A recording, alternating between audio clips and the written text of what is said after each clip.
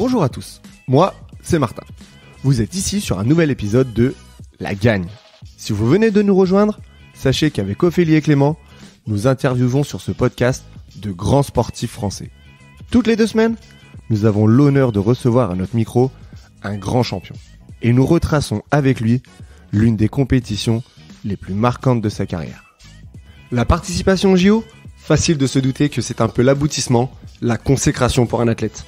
Et bien cela sera bientôt une case de plus de cocher pour Sarah Léonie Cizik, jeune judokate de 22 ans qui décolle bientôt pour Tokyo. Pour la première fois de sa vie, Sarah Léonie va représenter la France sur le tatami, catégorie moins de 57 kg. Encore plus symbolique, ces combats pour remporter la breloque vont se dérouler au pays du judo. Mais comment fait-on alors pour participer à une telle compétition alors qu'on n'a que 22 ans ? Sarah Léonie revient avec nous sur son magnifique parcours qu'elle débute à l'âge de 4 ans. Au début, le judo pour Sarah, c'est le plaisir de partager une activité avec ses amis. Puis, il y a ce moment de bascule où Sarah comprend que c'est bien plus que ça.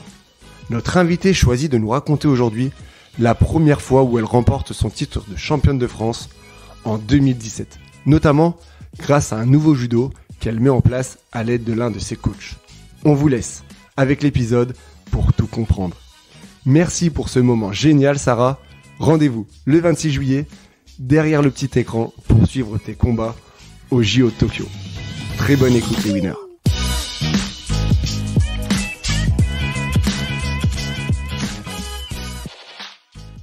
Bonjour Sarah. Bonjour. Merci beaucoup de nous donner cette interview aujourd'hui. Merci à vous. On se rejoint ici donc à l'ACBB Judo, donc à Boulogne-Billancourt. Donc c'est ton club. Oui. Et voilà, donc on est vraiment ravis de t'avoir en face de nous, c'est trop chouette. Tu m'as mis un peu la pression au défi, donc je suis un peu impressionnée, comme dit Martin. Sarah, je vais te demander s'il te plaît de te présenter, nous dire quel sport tu pratiques, ce que tu fais dans la vie, enfin voilà, pour qu'on te connaisse un peu mieux. Alors bonjour à tous, moi je m'appelle Sarah Léonie Cizik, j'ai 22 ans et je fais du judo depuis que j'ai 4 ans. Donc ça fait un moment. Ouais, c'est arrivé très vite dans ta vie. Oui, très vite, assez vite. De base, ma mère voulait qu'on fasse un sport de combat, donc plus du karaté. Je pense par rapport au film, le judo c'était pas non plus très connu à cette époque-là. Et sauf que dans mon village en Picardie, il y avait pas vraiment de karaté, de club de karaté, donc c'était un peu compliqué de trouver un club. Et elle nous avait mis temporairement, j'insiste sur le temporairement, au judo du coup avec mon petit frère. Donc ton petit frère aussi, il est... C'est ça. Il a talent aussi Oui, il a un talent. Après, il faut qu'il se réveille un petit peu sur le tapis. Le message est passé. Je crois en lui, je sais qu'il va y arriver. Mais oui, du coup, il fait du judo aussi. Donc pour toi, c'est vraiment devenu une passion parce qu'en fait, t'as jamais abandonné. Oui, c'est ça. Vraiment, au début, c'était un petit peu parce que mes parents voulaient qu'on fasse un sport, donc comme un peu tous les parents. Donc ils nous poussaient, on y allait le week-end et puis très vite, c'est devenu une passion et vraiment un mode de vie. Ouais, tu t'es dit c'est mon truc. Donc tout à l'heure en off, tu nous disais que ça fait maintenant 4 ans que tu es à l'INSEP. Mm-hmm. Et donc là, à ce moment-là, les portes d'une belle carrière se sont ouvertes. Est-ce que l'INSEP, c'est un peu un passage vers plus d'opportunités, peut-être une belle carrière? Mais en tout cas, je l'espère. Je l'espère. Oui, c'est vrai que l'INSEP, c'est un peu le Graal en termes de structure d'entraînement pour les judokas en tout cas. Et après être passé par plusieurs structures, Pôle Espoir, Pôle France, c'est vrai que l'INSEP, c'est le Graal et c'est là où s'entraînent les meilleurs. Donc j'espère en tout cas avoir une belle carrière en m'entraînant là-bas, c'est sûr. Et tu as aussi, donc, grâce à l'INSEP, je pense que tu es en train de préparer une compétition internationale qui arrive très prochainement, qui sont les Jeux Olympiques, ouais. De Tokyo. Tokyo. Je pense que c'est le meilleur centre, entre guillemets, pour te préparer à cet événement. Oui, ça c'est sûr que après, je pense que il y a d'autres manières de s'entraîner, mais en tout cas, à l'INSEP, il y a les meilleurs, donc c'est sûr qu'on peut que bien s'entraîner en étant là-bas. Et ça peut que nous donner en tout cas du plus pour pouvoir réussir à une compétition comme celle-là, ça c'est sûr. Salut Sarah, merci d'être en face de nous. On est vraiment très heureux de t'accueillir au micro de la Gagne Podcast. Moi je voulais savoir, donc tu n'es pas de la région parisienne, ça fait 4 ans que tu es sur Paris. Comment tu as eu ce contact en fait de l'INSEP? C'est toi qui t'es inscrit ou par rapport à tes résultats en fait on t'a intégré à cette structure de l'INSEP? En fait, ça se fait un peu des deux en fait. Je dirais un peu des deux. La première fois moi que je suis sortie de mon club pour aller en Pôle Espoir, donc c'est une structure un peu comme l'INSEP mais avec des gens plus jeunes et une autre manière de s'entraîner. On va dire que c'est une première étape avant de continuer dans les structures. En fait, c'est des recruteurs qui sont venus me voir à la suite d'une compétition et qui nous ont dit que ce serait bien, pourquoi pas, de si on voulait aller plus loin, de pouvoir s'entraîner dans une structure et ainsi de suite. Et ça s'est fait un peu aussi comme ça avec l'INSEP. Après, les résultats, en fait, ils sont un peu venus me voir, me parler un peu de l'INSEP et moi, j'avais aussi cette envie d'aller m'entraîner avec les meilleurs, forcément. Donc, ça s'est fait un peu des deux. Est-ce que tu te rappelles à peu près à quel âge tu as su que tu voulais faire ça et aller le plus loin possible dans ce sport? J'imagine que c'est pas à l'âge de 4 ans. Non. Mais à quel âge à peu près tu t'es dit, punaise, j'ai quand même un réel talent et je peux aller loin? Je dirais que c'est vraiment dans l'adolescence, vers 13-14 ans, vraiment quand je suis rentrée en Pôle Espoir, en fait, puisque même pas un an avant ça, j'avais envie d'arrêter. Parce que je me rendais compte que mes copines qui faisaient du judo avec moi en club, elles faisaient plus de judo. Elles avaient arrêté, donc je me retrouvais qu'avec des garçons et j'avais un peu cette impression de sacrifice, de pas pouvoir m'amuser avec mes copines, des anniversaires et un peu tout ça. Donc je voulais arrêter pour aucune raison vraiment valable, vraiment parce que j'avais envie d'arrêter. Et mes parents m'ont forcé à continuer. Ils m'ont dit qu'on n'arrêtait pas comme ça sur un coup de tête. Quelque chose qui nous avait pris autant de temps et que c'était bien d'aller au bout de certaines choses. Et donc j'ai commencé à faire du coup plus de compétitions. Et du coup je suis rentrée en Pôle Espoir et là je me suis dit c'est vrai que ça peut être bien de continuer à gagner, de continuer de monter en tout cas en haut niveau. Ouais. Le fait aussi de performer, ça t'a donné envie aussi. Oui, c'est ça. Voilà, de remporter des compètes, de monter sur des podiums, je pense que ça donne envie et de continuer. C'est ça, c'est exactement ça qui m'a donné envie de continuer. Tu as dit que tu avais 22 ans, mais tu as déjà un petit palmarès derrière toi. Récemment, tu as fait 3e au championnat d'Europe. Oui. Donc déjà, félicitations, c'est une Merci sacrée beaucoup. Performance. Et t'as quoi d'autre comme titre à 22 ans? Je suis double championne de France senior. On a fait 2 au championnat du monde par équipe. J'ai fait 5e cette même année en individuel. 5e aussi au championnat d'Europe, mes premiers championnats d'Europe senior. Et là, récemment, 2e aussi au master. Donc un master, je sais pas si vous voyez un peu ce que c'est. C'était master de Doha, c'est ça? C'est ça, à Doha. C'est en gros, ils réunissent par KT les 36 meilleurs de la ranking list. Donc la ranking list, c'est là où est recensé les meilleurs de chaque catégorie, de tous les pays. Et sur ce système de points, en fait. Et cette compétition-là, elle recense les 36 meilleurs. Donc, c'est une très grosse compétition. Est-ce que tu peux nous rappeler ta catégorie? Les moins de 57 kilos. Moins de 57 kilos, donc tu vas représenter la France aux Jeux Olympiques de Tokyo pour les moins de 57 kilos. C'est ça. Oh, cette classe. Comment t'as appris cette nouvelle? Cette nouvelle, je l'ai appris, le responsable des équipes de France masculines et féminines m'a appelé. Donc il nous a appelé individuellement pour nous annoncer les sélections en amont. J'imagine que t'étais pas la seule qui avait envie de représenter la France en moins de 50 ans. Non, je pense qu'il y en avait plus d'une en tout cas. Et il nous a appelé et il nous a annoncé du coup individuellement les sélections pour les 4 prochaines compétitions qui arrivent. D'accord. Et du coup ton sentiment là, c'est un sentiment de fierté, un peu de dire le travail que j'ai réalisé depuis l'âge de 4 ans, c'est un peu un objectif. C'était un peu un objectif de participer à des JO? Oui, bien sûr. Surtout quand j'ai commencé à performer, à connaître un petit peu, parce que c'est vrai qu'en termes général, je ne suis pas énormément le sport. À part le judo, et encore même le judo, j'ai un peu du mal à regarder à la télé. À la télé, je préfère le pratiquer. Et c'est vrai que, en tout cas, des souvenirs que j'ai des jeux, c'est les seuls que j'ai, c'est de Rio. Donc avant ça, je regardais pas énormément le sport. Et c'est vrai que je me suis dit, j'aimerais vraiment pouvoir y aller, surtout quand j'ai vu Rafaela gagner en 57. Je me suis dit, non mais c'est génial. Elle était en plus à Rio, donc forcément elle était contente. Rafaela Silva, donc la brésilienne qui gagne en 57 à Rio. Et je me suis dit, franchement, j'ai trouvé ça vraiment impressionnant et incroyable, et j'avais envie de faire pareil. J'avoue. Pourquoi pas moi? C'est ça. Pourquoi pas moi? Pour nos auditeurs qui sont un petit peu novices de cette discipline et qui auront très certainement envie de te suivre à Tokyo lors des Jeux Olympiques, est-ce que tu peux rappeler rapidement comment on gagne un combat de judo? Pour gagner un combat de judo, il y a plusieurs manières. La première, bien sûr, c'est mettre ippon, donc c'est mettre l'adversaire sur le dos. donc le faire tomber sur le dos avec une prise. Là, le combat s'arrête. Il y a aussi une manière de gagner. En fait, c'est ce système de points. Donc le hippon, aujourd'hui, ça a un peu changé, mais du coup, hippon, tu gagnes d'un coup. On peut marquer aussi par 2 wasaris. Donc wasari, c'est quand tu... Bon, c'est un peu plus compliqué aujourd'hui. Les règles changent beaucoup, mais c'est quand tu tombes un peu plus sur la tranche. Quand t'es pas complètement sur le dos. Donc là, aujourd'hui, tu marques wasari. Et quand tu marques 2 fois wasari, tu gagnes aussi. Et il y a aussi les pénalités. Donc les pénalités, c'est...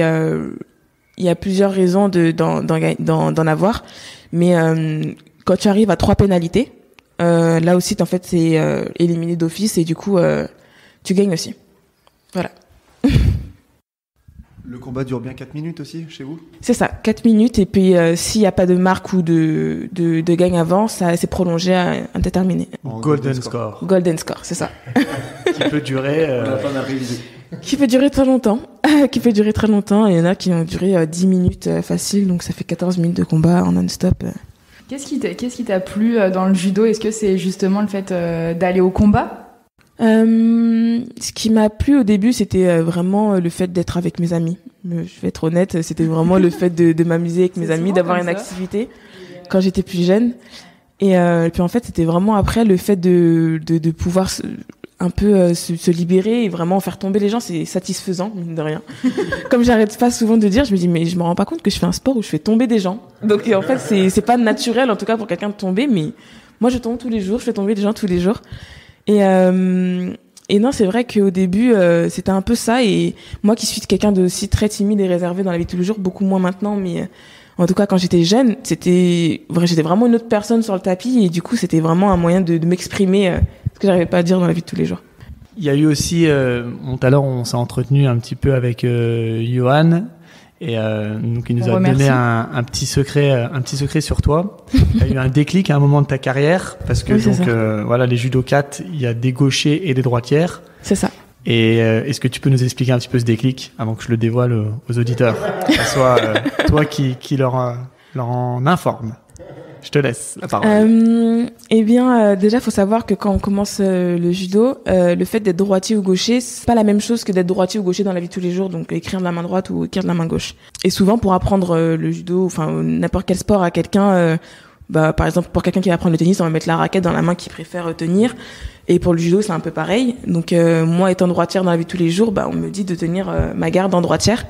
Tenir ta garde, c'est prendre la manche de ton adversaire avec la main gauche, avec la main gauche, et de prendre, du coup, mettre ma main droite au revers. Et donc j'ai fait quasiment une très bonne partie de ma petite carrière, en tout cas à cette époque-là, en droitière, jusqu'à arriver en cadette, où en fait j'avais un judo un peu spécial. J'avais la garde droitière, mais j'attaquais énormément à gauche. Donc sans vraiment le vouloir, j'attaquais aussi à droite, mais beaucoup à gauche aussi.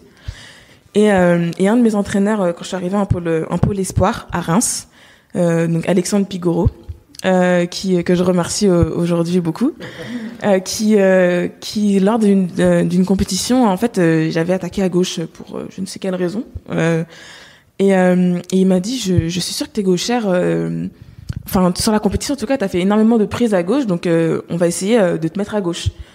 Et à ce moment-là, je gagnais pas énormément de compétition. J'arrivais à faire peut-être un petit peu de combat, de gagner quelques combats, mais je gagnais pas de compétition. J'étais pas tout le temps, en tout cas très rarement sur le podium. Et du coup, il m'a dit on va passer à gauche. Donc pendant l'entraînement, du coup, il me forçait à rester à gauche. Donc ça veut dire avoir ma main gauche au revers et donc tenir la manche avec ma main droite et de combattre, de faire tomber, donc tout réapprendre à gauche, forcément, puisque j'avais, il me semble, 15 ans, si je dis pas de bêtises, 14-15 ans. Donc ça faisait 10 ans que tu faisais l'inverse. C'est ça. Ça faisait très longtemps qu'en tout cas que j'étais en droitière, que je faisais mes techniques, mes combats en droitière. Et donc j'ai commencé à faire des combats à gauche, donc il me forçait à faire des combats à l'entraînement à gauche. Et il s'est rendu compte que je faisais beaucoup mieux tomber, beaucoup plus en tout cas. Et donc il hurle les gens en disant elle est gauchère, je suis sûre qu'elle est gauchère. Et donc forcément sur les compétitions il m'a dit tu restes à gauche. Tu restes à gauche. Et du coup toi ça n'a pas été trop dur de changer 10 ans de carrière qui avait derrière? Ouais. Si, ça a été très dur. À reprendre, quoi. C'est ça, il fallait réapprendre un peu tout, à reprendre à faire les prises, forcément, puisque moi je les apprenais à droite et pas à gauche. Et donc à rebalancer un peu tout mon corps à gauche. Et du coup, sur les compétitions, je m'étais mis à gauche et je me suis rendu compte que j'arrivais beaucoup mieux à faire tomber en étant gauchère.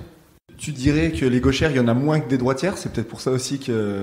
Il y en a beaucoup moins. Moi, je trouve que en tout cas, sur le tapis, on doit être vraiment en minorité. On doit être même pas 20%. Dans ma catégorie, on est, que je connais comme ça, qui me viennent en tête, on est 2. Est-ce que tu penses ça que c'est un avantage d'être de gauchère? 3. Un avantage, je sais pas. Il y en a beaucoup qui aiment pas les gauchers. J'entends beaucoup, j'aime pas trop les gauchers et tout. Est-ce que t'aimes bien les droitiers? Moi, j'aime bien les droitières. Ça me dérange pas, en tout cas. Elles tombent bien. C'est ça.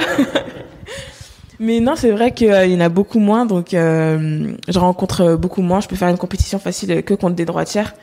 Donc un avantage, je sais pas, mais en tout cas, c'est différent. En tout cas, Alexandre, il a vu bon en toi en te mettant gauchère, parce que derrière, oui. t'as performé. C'est ça, et je suis vraiment contente. T'es là aujourd'hui, quoi. J'ai commencé à faire des résultats vraiment quand je suis passée en gauchère, donc ouais. Et est-ce que ça t'arrive des fois de dire punaise, à gauche j'y arrive pas, tiens je vais essayer de me changer pendant le combat, ou pas du tout?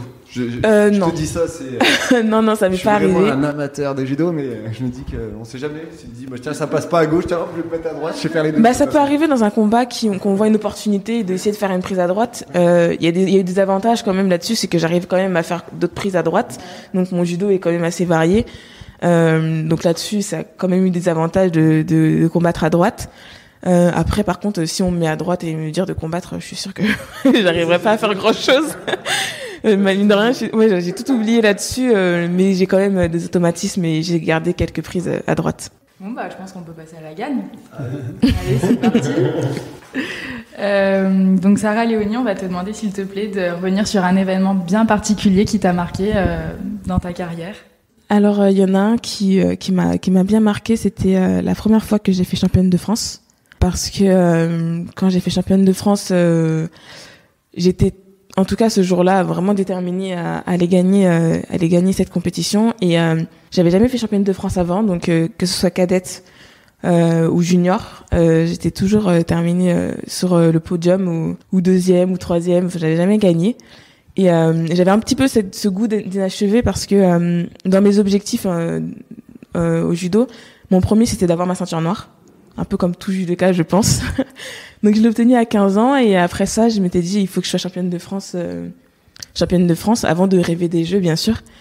Et donc quand j'étais championne de France, ça a été vraiment le Graal. J'étais vraiment super heureuse et surtout quand j'ai réitéré la place, j'étais super heureuse et cette journée, en tout cas, je vais m'en souvenir toute ma vie, ça c'est sûr. Ah ouais, là t'as décoché le truc sur la... C'est ça. Franchement, j'avais fait un pas dans le monde des grands et j'étais super heureuse. Bon, on va revenir un peu plus en détail du coup sur cette compétition. Donc ça se déroule sur une seule journée. C'est ça. On va se projeter directement en demi-finale parce que tu as oublié un petit peu les tours d'avant, mais tu nous as dit que voilà, la demi-finale et la finale étaient ancrées dans ta tête. Donc est-ce que tu peux un petit peu nous expliquer cette demi-finale, contre qui déjà c'est et quel est ton état d'esprit avant celle-ci? Ma demi-finale était contre une fille qui s'appelle Véronique Mandingue, qui est une très bonne amie aujourd'hui et qui en tout cas était très forte. Je me souviens que la première fois que j'ai rencontré Véronique, c'était lors d'un stage. Donc j'étais jeune. On n'a pas énormément d'âge de différence, on doit avoir 1 an ou 2, mais j'étais très jeune et je la trouvais super forte. Elle avait énormément de force.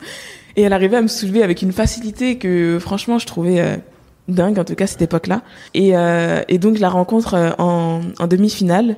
Et il faut savoir que Véronique est plus petite que moi en taille. Et donc, en fait, elle bouge énormément. Donc, elle est très dure à faire tomber. Et donc, cette demi-finale-là, j'ai réussi à la surprendre avec un Uchimata.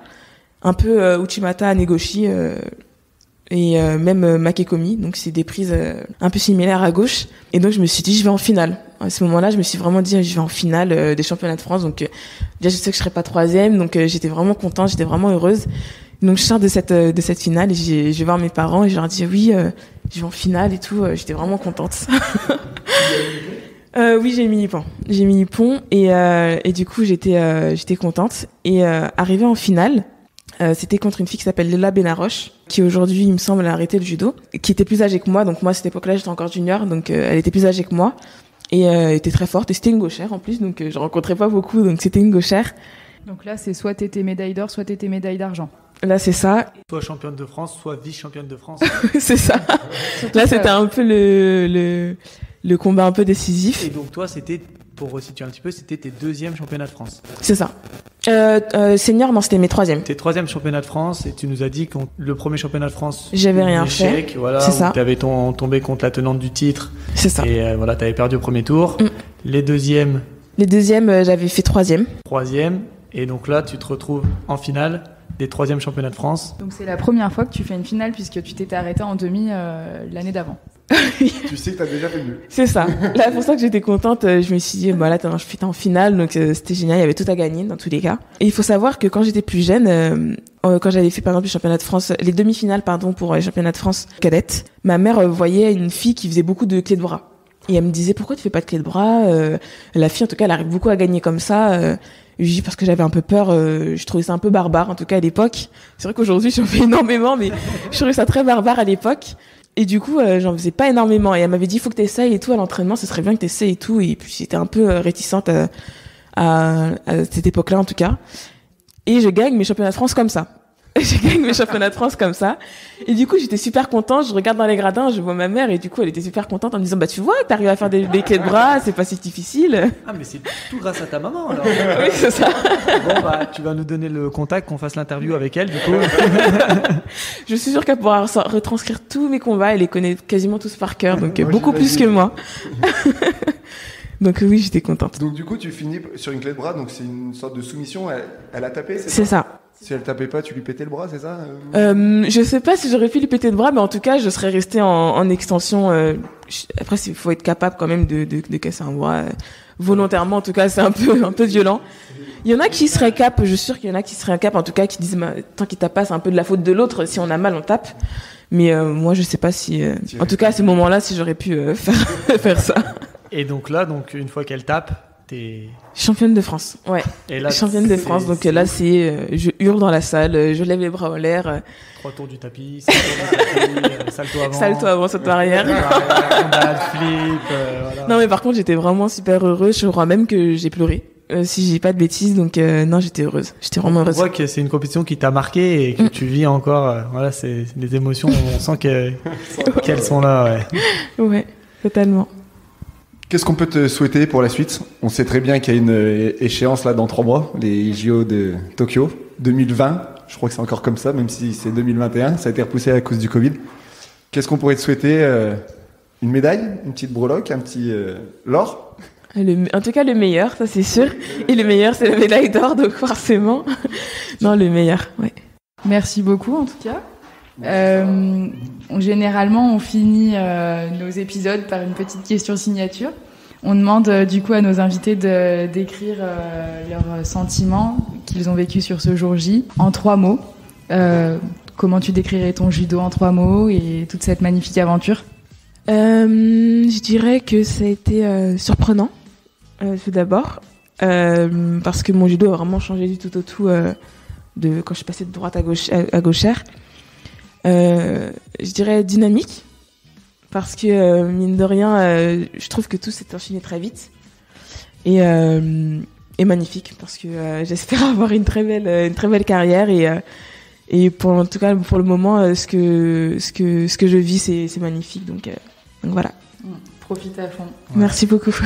Merci beaucoup, Sarah Léonie. Merci Sarah. C'était en tout cas, on sera derrière notre télé, nous. Le 26 juillet, faut noter. 26 juillet, tu sais déjà la date? Les bleus, blancs, rouges, c'est noté. Les peintures sur le visage et sur le tatami avec toi. Merci beaucoup. Merci beaucoup, Sarah. Merci, Sarah. Salut. Merci, au revoir. Salut. Cet épisode est maintenant terminé et nous remercions encore Sarah Léonie Cizik pour son partage. Pour nous soutenir, vous le savez, il est très important de vous abonner, de mettre des étoiles et un petit commentaire en fonction de la plateforme depuis laquelle vous nous écoutez. Et surtout, le plus important, suivez-nous et partagez-nous sur Instagram et sur Facebook. Pour connaître les actus de Sarah, n'hésitez pas à la suivre sur son compte Instagram @sarahléonie_cizik_judo et lui envoyer de la force.